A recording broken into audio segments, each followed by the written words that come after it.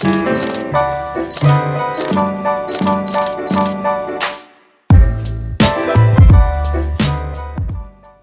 and welcome back to the Marlea Note. Today's video is a little bit different than the last couple of videos. I mentioned in the welcome video that I not only wanted to focus on topics such as fashion, beauty, and music, but I really wanted to take a deep dive into topics such as mental health, wellness, as well as physical health. Today's video is really a mental health check-in for really everyone, but all of my musicians out there. I wanted to put a trigger warning at the beginning of this video. We will be talking about topics such as depression, anxiety, COVID-19, and even the recent shootings in Atlanta. I just wanted to put a quick disclaimer out there as well that I am not a mental health professional. I will be speaking from my own experiences as a musician and really just as a human being. And I really do encourage any of you out there, if you do need professional help, to seek that help. I will be listing some resources in the description box down below, and I highly encourage all of you to check that out. I will also be leaving a list of resources in the description box down below on how you can be an ally to the AAPI community and how you can combat anti-Asian racism. All right, well, that is a lot to talk about. So without further ado, let's get into the video. I knew that I wanted today's video to be a mental health check-in. I think that it is incredibly important for musicians to speak up about mental health, especially after coming to a year of being in this pandemic. I just thought, we all really need to check in on each other and see how we're doing. Like I mentioned in the beginning of the video, I'm only speaking from my own personal experiences through this last year and my own journey and struggles with my own mental health. But I really encourage all of you to also create a dialogue with your colleagues and your friends about what we experience together and individually as musicians with our mental health. Like I mentioned in the beginning of the video, we have a lot of topics to cover. A lot has happened in this last year and I actually don't really know where to begin. So I say let's just start at the beginning. I remember that first week when everything shut down and everything was canceled. Before I knew the severity of the situation, I remember thinking, oh wow, this will be nice to finally get a break. A break I got. That was also really telling to me that I had just been so burnt out and really hadn't given myself a break. So the fact that it took everything being forced to shut down for me to really feel like I could breathe, that was just like red flag number one. Marlea, what is going on? You really need to examine this situation. And then the weeks to follow, once we all started realizing how serious this virus was, and kind of it started settling in that I wasn't going to be able to play with my friends and colleagues for quite some time. I don't think at that point I actually knew how long it was going to be, but I could sense, I could feel that it was going to be a little bit. Once that point set in and I knew that I wasn't going to be playing for a while, I think that, like many of you, I went through a grieving process. And unfortunately, my grieving process just literally exploded into the Black Lives Matter movement. I started grieving and then the world exploded. And so my grieving took about 20 different turns. I was like, why am I crying every day? Of course, as a Black woman, during this time I had my own grieving process alongside many of my friends and colleagues and family. And I know that many of you out there had that same experience. I'm so grateful that I had such a supportive group of people to really get me through that time, and I could really talk out what I was feeling and what I was going through because it was very confusing. I remember feeling so much anger, so much frustration, so much sadness, of course, and fear. And it was a really unique situation being a Black woman during that time and a classical musician during that time. So I'm kind of grieving these two parts of my life, and when they kind of collided, it really kind of blew up for me personally. Of course, it's no secret the response from the classical music world during that time. And unfortunately, we're really seeing that again with the recent events in Atlanta. And as we know, that's not an isolated incident, all over the country towards the Asian community. Seeing my own community during this time be slow to speak out and slow to respond in any way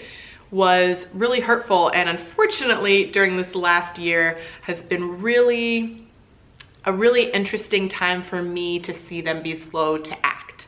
Thankfully, I'm so grateful to have seen so many changes, and so many great things happening for the arts, and we are making baby steps, but it will never not be painful to see how far that we have to go. I remember I went through a very long time, many months, where I simply did not touch my instrument. I felt a lot of guilt towards that, and I'm still feeling that guilt and working over that.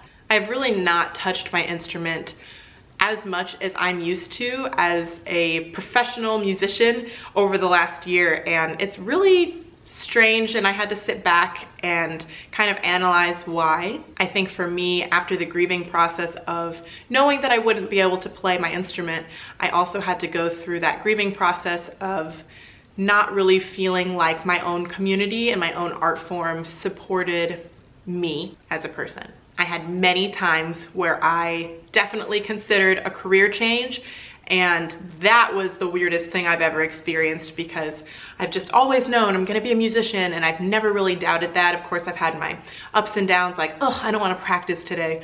But it was a really serious, I don't know if this is bringing me joy, and I don't know if I can ever find joy in this art form because of everything that's happened. I'm still kind of going through that. Obviously, that's a really huge discovery that you can't just like, I'm totally fine now. So I'm really still trying to work through that every single day. It's definitely a struggle. Some days are great, other days not, but I definitely feel like I'm making progress with this and coming to terms with what I've discovered about myself and the way I've been feeling during this time. My reasons for coming on here and talking about the way I've been feeling and my emotions with the internet is because I'm really hoping that this will resonate with you, and that if you're feeling like this or something that I talk about you connect with in any way, I'm really hoping that it encourages you, that you're not the only one feeling this, and that you know that there's a community out there that is supporting you and really going through it with you. All right, so with all of this that I've really just unloaded on all of you, I noticed a huge spike in my anxiety and my depression. The anxiety came first. It was a combination of being completely terrified of leaving my house with the virus, and also all of the pain and trauma from the media and the news and everything. Well, first of all, I'm somebody who is very paranoid about getting sick. So this pandemic has just been so interesting for me personally, with my own fear of anything medical, anything. I definitely was one of the people who was checking my temperature every 5 minutes. My poor husband. I was very terrified. So that fear plus everything else was just the perfect recipe for anxiety. It's actually very interesting, and I think more people should talk about this, but anxiety can become so physical, and that's what's so scary about it. I had never experienced anxiety like that, and I remember this one specific day when I thought that I was just having a heart attack. I thought that I could have an aneurysm at any moment. For no reason, I was just so scared. And I remember that I really felt disconnected from my body and that I couldn't breathe. It was just all of these things at once. I've never ever experienced anxiety like that.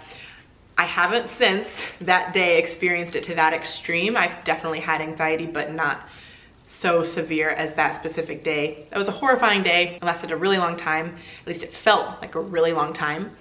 And the reason I'm telling you all of this very personal stuff that I don't usually talk about is because I think it's really important for us to talk about what anxiety can do to a person and how real and physical it can become. I remember after that experience, I was thinking back to all of my friends and colleagues who have opened up to me and talked to me about their anxiety.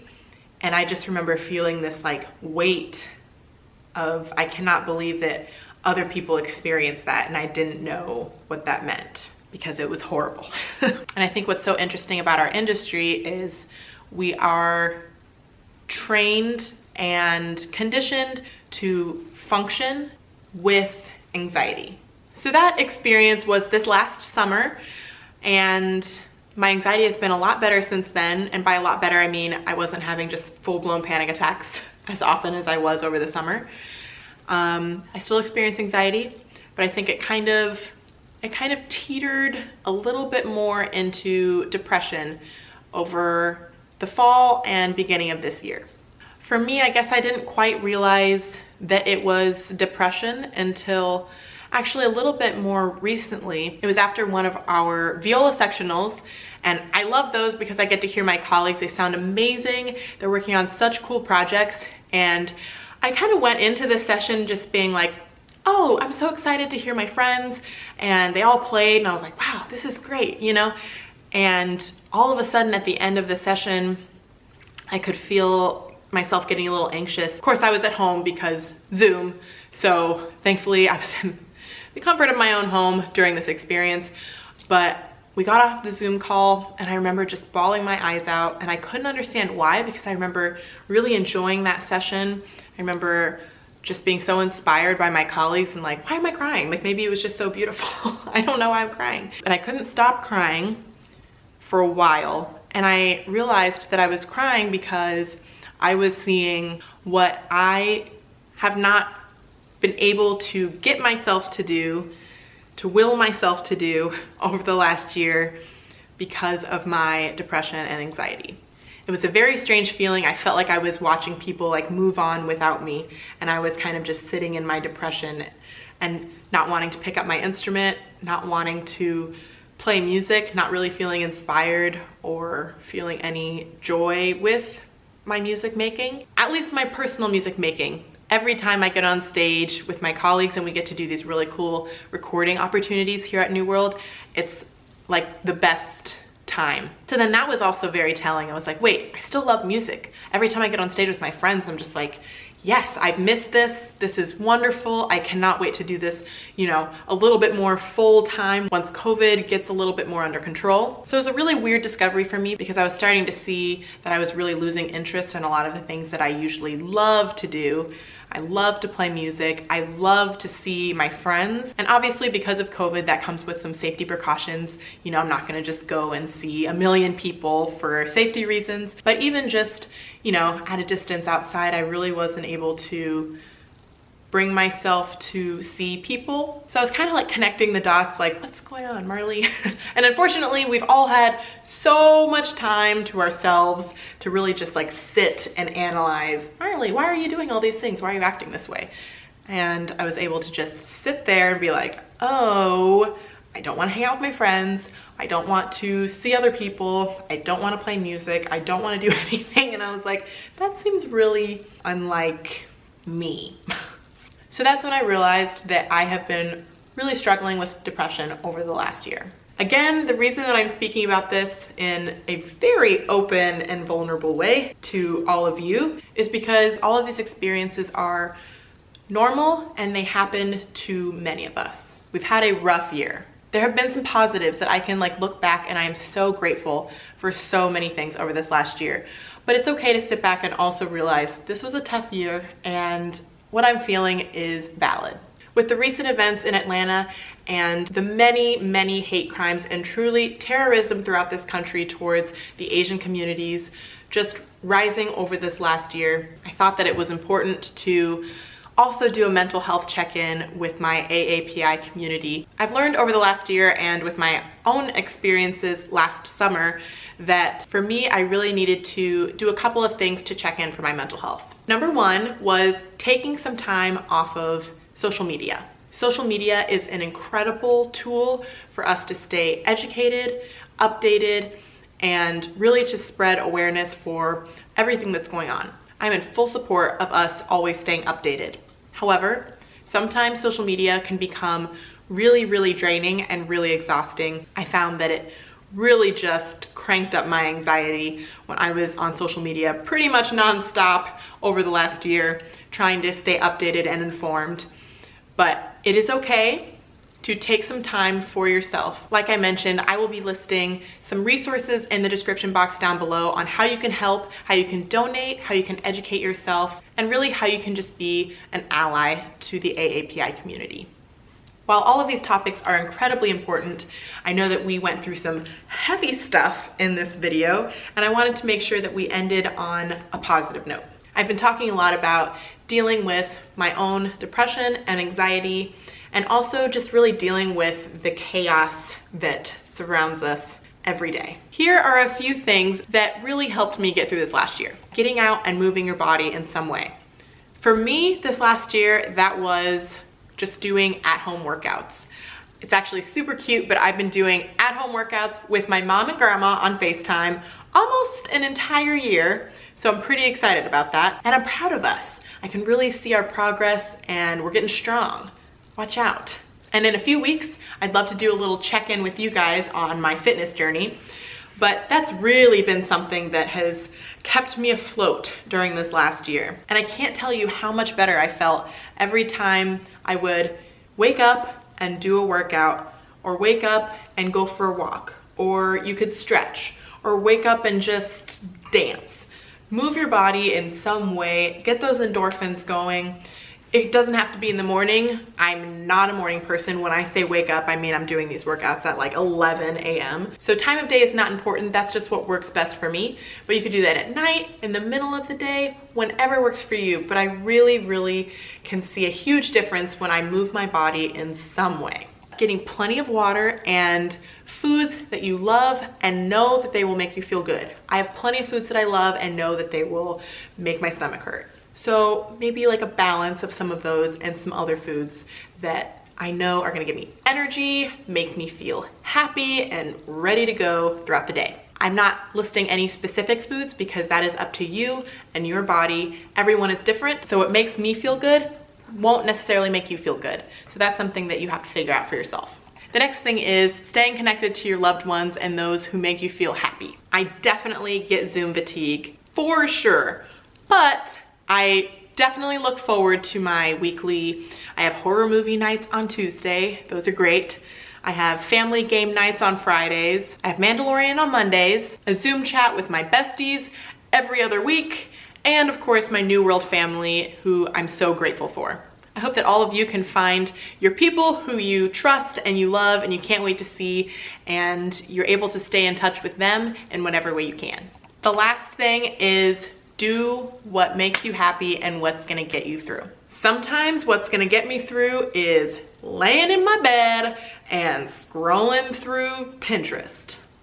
I've had many of those days, and I will have many more. I have some days when I know I just can't get out of bed, and the only way I'm gonna get through that day is just by laying there on my phone, and that's okay. If what's gonna get you through is practicing your scales for 5 hours, you practice your scales for 5 hours. You are gonna be so in tune. Whatever gets you through, that is what you should do. And there should be no guilt around what that is. Oh, I also forgot to mention that something else that is really helpful for me sometimes is to sit down and think about or write it out. I know that journaling is really helpful for a lot of people, to think about or write about what you are grateful for. It's so easy after this last year for me personally to sit down and be like, everything is horrible and nothing good came out of last year. And what has really, really helped me get through is to sit down and realize I'm actually grateful for so many things that have happened this last year. I hope you guys enjoyed our first little mental health check-in. I hope you guys are all doing okay. And if you're not, I hope that you know that there are resources out there for you and you should not be afraid to use them. I hope you all are doing okay, and I hope you're taking care of yourselves during this time. I can sense it. This pandemic is coming to a close soon. We are so close. Still wear your mask, still protect each other, be there for each other, talk about mental health, and stay educated, updated, and informed on everything that's happening. If you liked today's video and you want to see more videos about mental health and wellness, then please be sure to like this video and hit the subscribe button down below. Make sure to ring the little notification bell so that you can get updates and always know when I come out with a new video. Thank you all so much for watching, and I hope to see you all right here next week at the Marlea Note.